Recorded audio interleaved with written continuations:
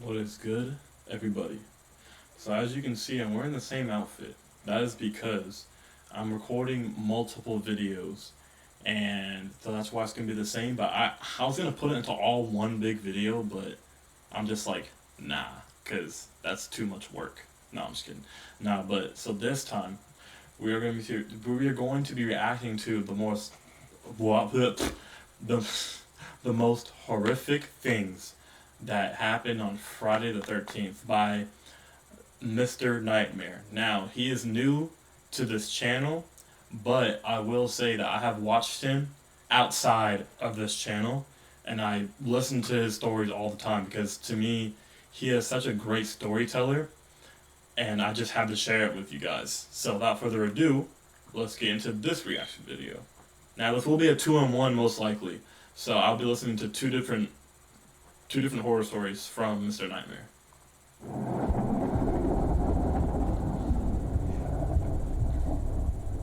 Friday the 13th has long been considered a date cursed with bad luck. It's largely been a date that people look at as an excuse to do scary themed activities like True. binging scary movies. But this is the first year since 2017 that Friday the 13th falls in October. So for this video, we're looking at some of the most terrifying events that have actually I just realized that. That is very, very much true. Just realized that. Great. taken place on the notorious day of bad luck. Oh yeah, Tupac. Tupac Shakur, better known as a stage name simply as Tupac, was an American rapper widely considered to be one of the most influential and successful rappers of all time. Tupac was arguably responsible for some of the most memorable rap verses in history. And while much of his notoriety came about after his shocking death in the mid-1990s, he's still remembered and talked about today. On the night of September 7th, 1996, Tupac was in Las Vegas celebrating his business partner's birthday. And one night while there, he attended the Bruce Seldon vs. Mike Tyson boxing match with Suge Knight at the MGM Grand. Later that night at about 11:15 p.m., while at a stoplight, a white four-door Cadillac sedan pulled up to the passenger side of Tupac's vehicle, and an occupant rapidly fired into the car. He was hit 4 times, once in the arm, once in the thigh, and twice in the chest, with one bullet entering his right lung. Tupac succumbed to his injuries 6 days later on September 13th, which was a Friday. The case went unresolved, with people suspecting his friend Suge Knight and even rapper Biggie Smalls of the murder. But recently, on September 29th, 2023, 60-year-old Dwayne Keith Davis was charged in the killing of Tupac. Dwayne is not accused of being the one. That's right. I did see that on, I believe it was Instagram.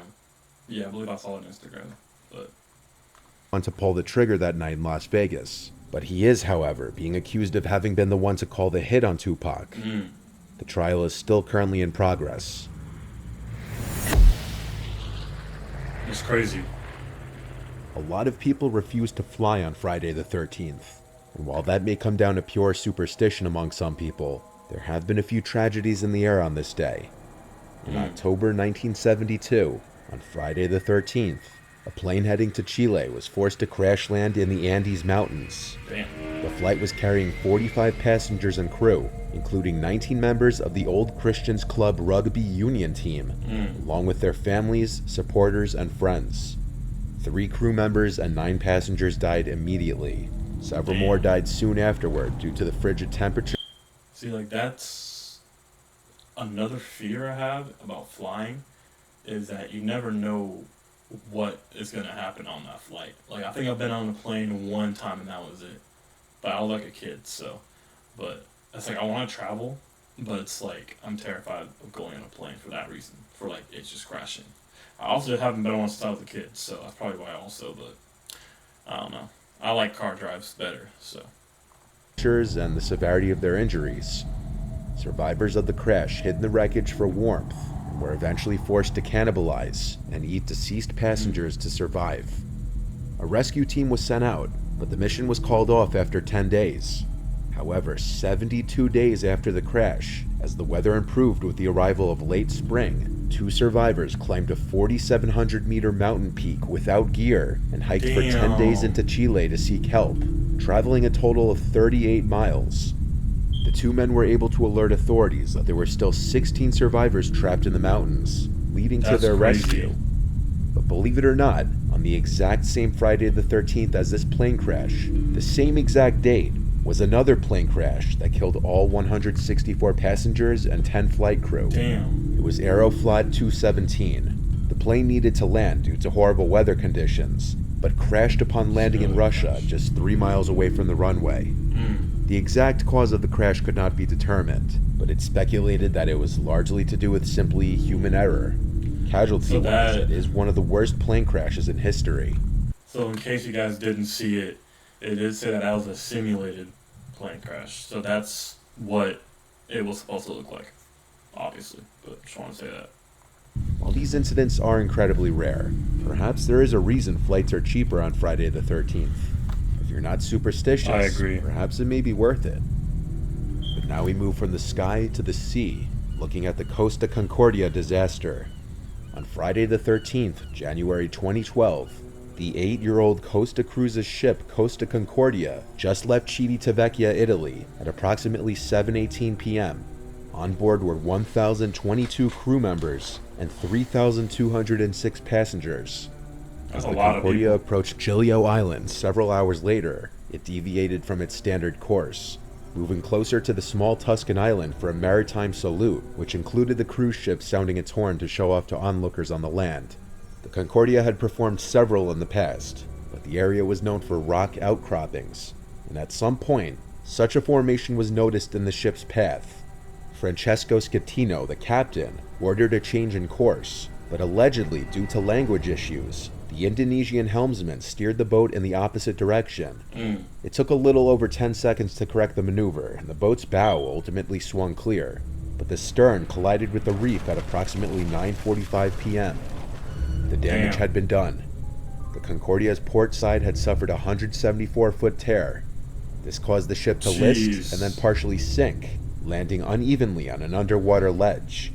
Although a 6-hour rescue effort brought most of the passengers ashore, 33 people died, 27 passengers, 5 crew, and later a member of the salvage team. An investigation focused on the shortcomings of the procedures followed by the Concordia's crew and the actions of the captain, Francesco, who left the ship prematurely, leaving behind about 300 passengers on board the sinking ship, most of whom were rescued by helicopters or motorboats in the area. Schettino was found guilty of manslaughter and sentenced to 16 years. And that makes sense, because, like, why would you leave all the passengers behind? Years in prison. Despite receiving criticism, Costa Cruises and its parent company Carnival Corporation didn't face criminal charges. The total cost of the disaster, including victims' compensation, refloating, towing, and scrapping costs, is estimated at $2 billion, more than 3 times the ship's original $612 million construction cost. The cruise line offered compensation to passengers to pay for all damages, including the value of the cruise. Only 1/3 of the survivors took the offer. This remains the biggest modern cruise ship catastrophe. That's crazy. David Anthony McGreevy was born in Southport, England in 1951 to Bella and Thomas McGreevy. David was the second oldest of 6 children. Since David's father was a sergeant in the British Army, a lot of his childhood was spent moving from one army base to another. This could mean that one year he was being educated in an army school in England, the next in Germany. According to David's mother, living in Germany was his happiest time. David's mother Bella later said she could only remember one childhood incident of concern, as David was otherwise allegedly well behaved. In 1967, 15-year-old David left school and enlisted in the Royal Navy. However, he was dismissed from the Navy in August 1971 after being court-martialed for starting a fire that destroyed a mess wardroom. David then moved back in with his parents, but around this time his life was crumbling as his fiancée broke up with him and he was fired from several jobs. For this reason, his parents became fed up with him and kicked him out. So David turned to his friend Clive Kenneth Ralph, who let him board with he and his wife, Dorothy Elsie, and their 2 small children, Paul and Dawn. Clive and Dorothy had been school friends, and there was a 5-year age gap between them. They had married in September 1968, when Dorothy was 16 and pregnant with Paul.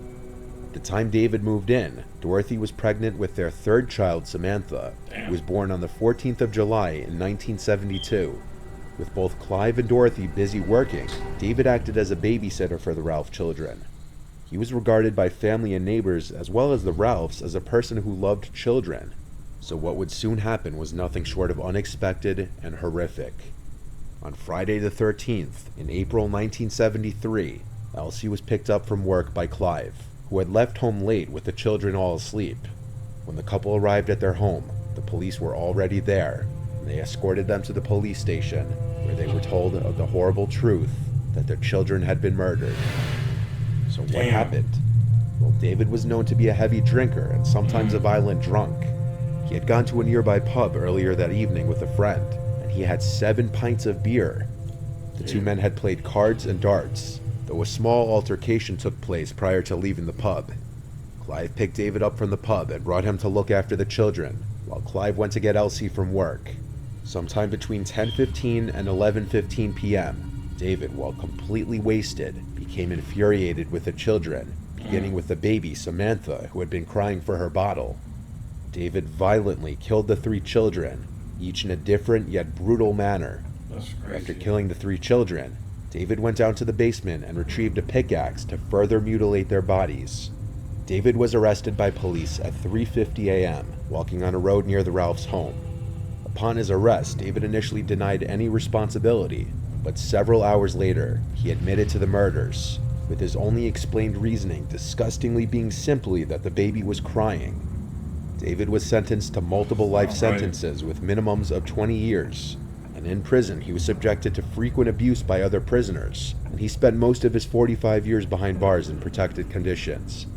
In December of 2018, a parole board cleared David for release, declaring that he had changed significantly and he was no longer a risk. Wow. There's bound to be anywhere from 1 to 3 Friday the 13ths each year. If you are superstitious and choose to be more low-key on this inevitable date in an attempt to escape any bad luck, you may end up like Daz Baxter. On Friday the 13th in 1976, Daz decided to just stay in the bed for the day to avoid anything bad happening, only to be killed when the floor of his apartment block collapsed under him. Damn. There's countless other Imagine being home, trying to stay away from that stuff, just for this to happen. That's crazy to me. stories and examples of misfortune and downright tragedy that's happened on Friday the 13th, but this could be said for literally every other date on the calendar. At the end of the day, maybe it's just another day. Damn. That was crazy. Now, let's get into the next video, which is this one right here.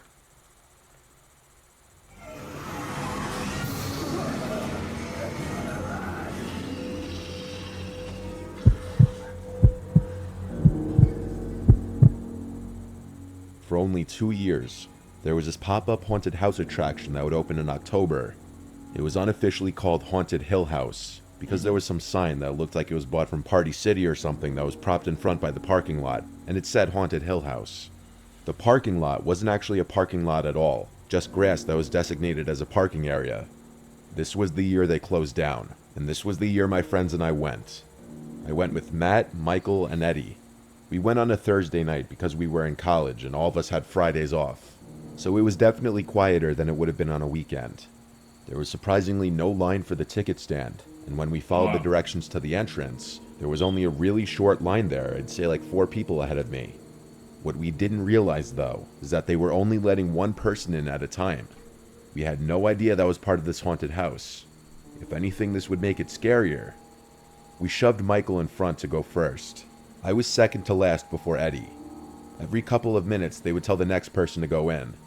When Matt went in ahead of me, I actually started to get nervous. I hadn't done a haunted house since I was a little kid and I was with my family. Then it was my turn to go in, as this woman dressed in some bloodied costume opened the door and told me to enter. I stepped through the door, and as it shut behind me, I was in this dark building, lit up mainly by small flashing lights. As I walked through, I was faced with a bunch of gruesome props of mutilated dead corpses and other pretty horrific things. Once in a while, actors dressed in horrific costumes would jump from around corners or through little holes in the walls. And just about every single time they got me, because I'd jump. I was in some dark hallway separating 2 rooms, and I felt something brush up on me from behind. I let out a short scream as I turned, and in the darkness I could see a tall figure in front of me. I laughed after seeing it, then something I wasn't expecting happened next. The actor started pushing me down this dark hallway. I could hardly see anything. That was I crazy. was going along with it thinking this was part of the attraction.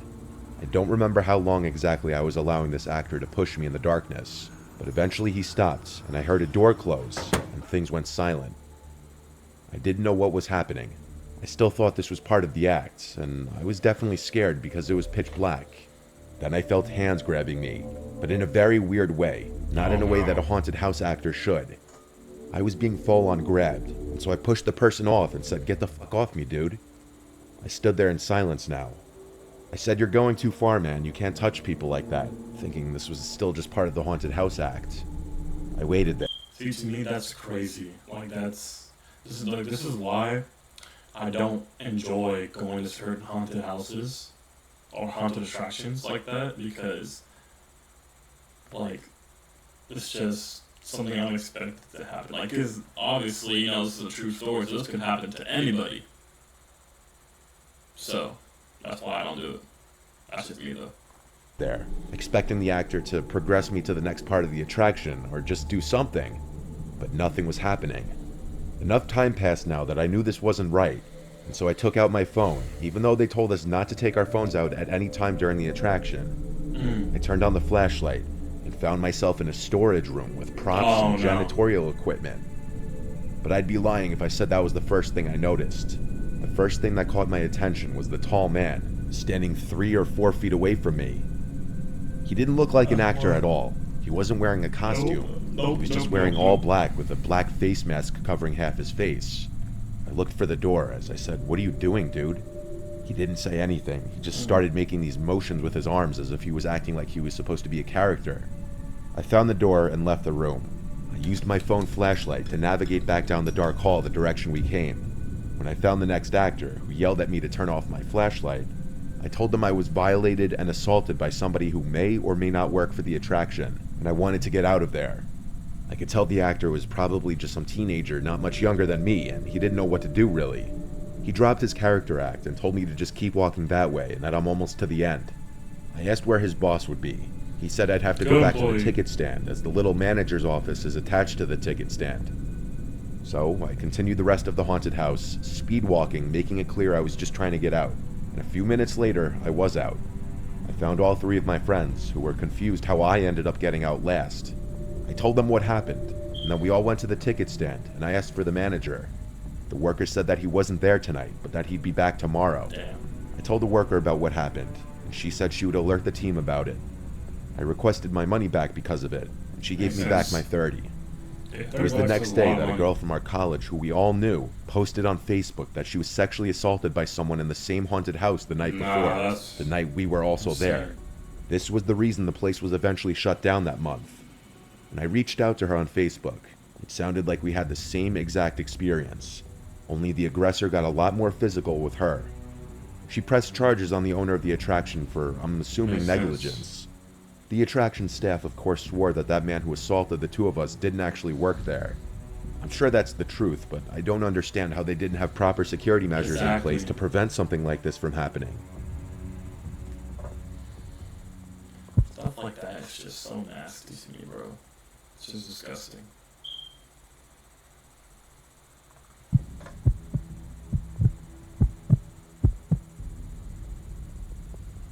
This was the first and last time I ever went to a haunted house attraction. I live in Fort Worth, Texas, and every year there's this big haunted house attraction that opens up. A few of my friends wanted to go this year, and I figured it's time I just finally experience a haunted house. For a little early context, I had a very troubled childhood that's caused me to develop PTSD, but I'll get more into that later. It was a weekend, so nobody wanted to go into this sober. My friend Noah hosted a little pregame for all of us. It was going to be 6 of us, my 3 guy friends and 2 of their girlfriends. We all smoked and drank in Noah's backyard, everyone thinking it would make the experience more fun. We bought our tickets for the attraction on their website while we were pre-gaming.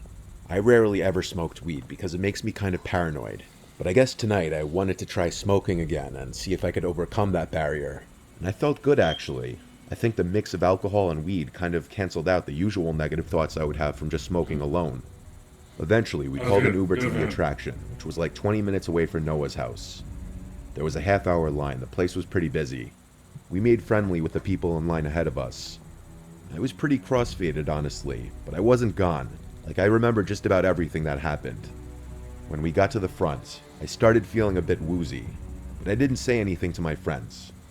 We entered the haunted house, and from the start, there was a lot of screaming and intensity.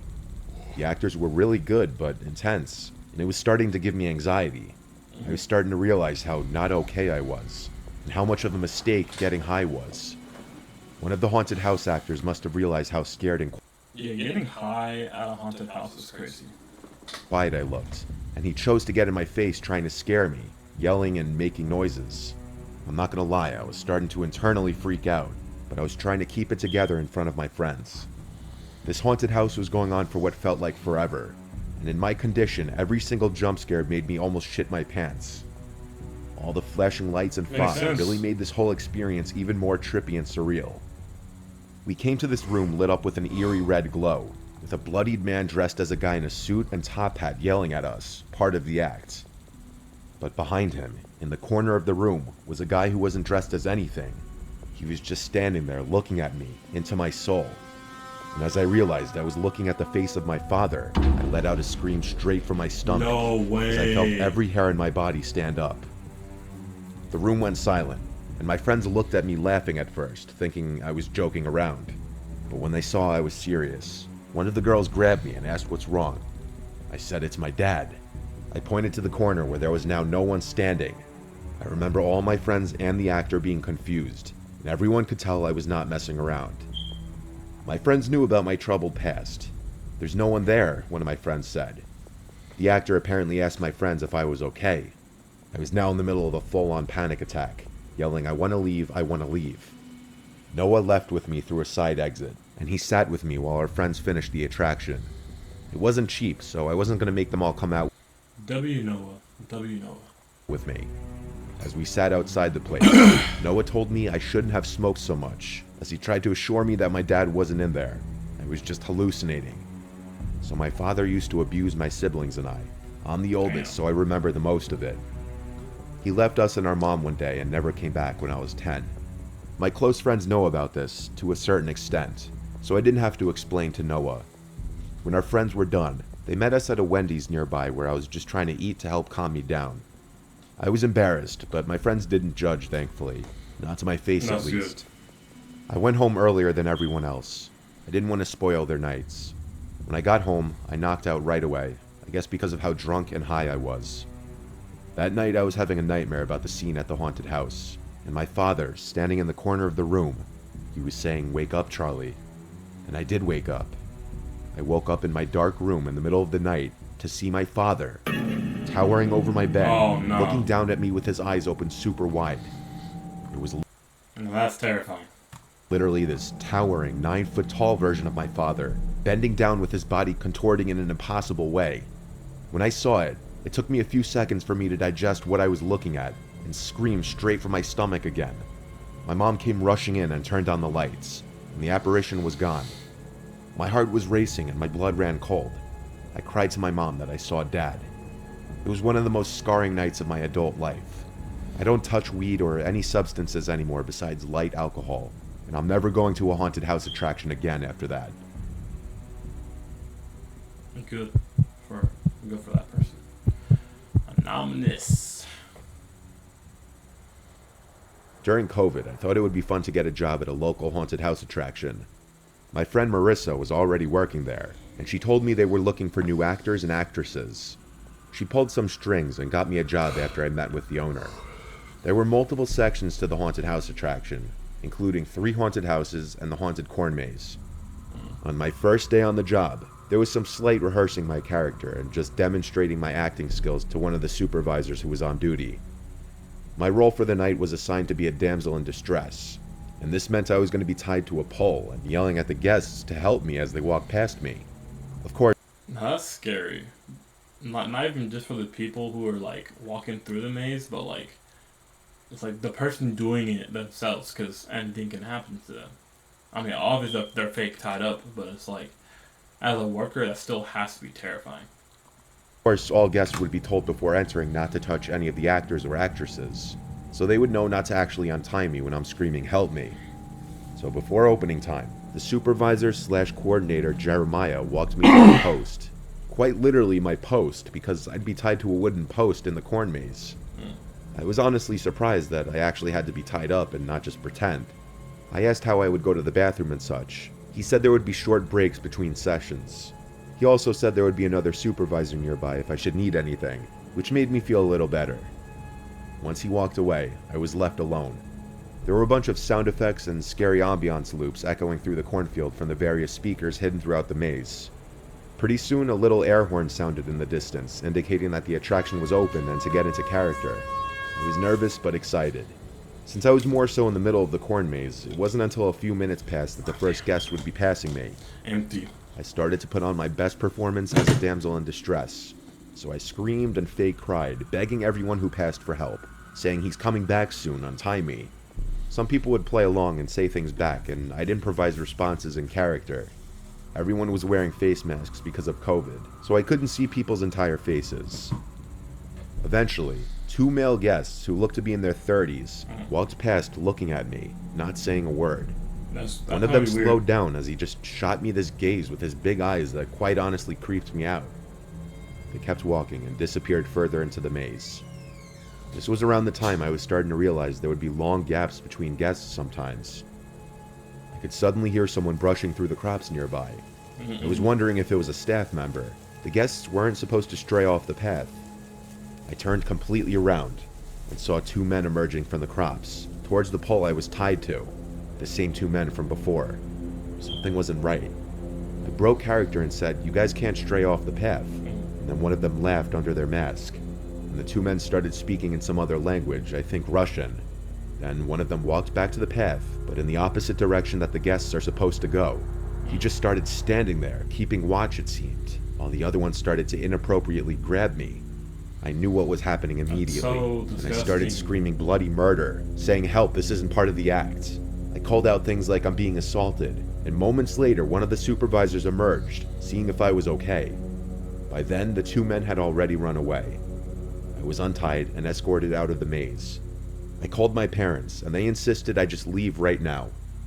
I left, and Jeremiah and one of the other supervisors said I'd be paid for the night, and if I didn't want to come back, they'd understand, but to just keep them in the loop. I wish I could say it was over, though. On my drive home, I was extra cautious to make sure I wasn't being followed. I noticed halfway home that the same white car was behind me the whole time. I started making turns down random streets, and when the white car stayed behind me every single time, I knew I was being followed. I knew I had to find the nearest police precinct. I believe if you take 4 rights, then you're going in a circle, and the person is still behind you following, it means that they're following you. I typed in police station on Google Maps, and I started driving to it. They followed me the whole way until I pulled into the parking lot of the precinct. Then they kept driving. I never saw the car again. I sat in my car for 10 minutes before finally turning it back on and driving home, confirming every few seconds that I wasn't being followed. I didn't return to work at that haunted house attraction again. I wouldn't have returned either, especially after that. But that will do it for this video. I know it's a pretty long one, but just hang in there, trust me. But like I said, I'll do it for this video. I will see you guys in the next one because I am out. Peace.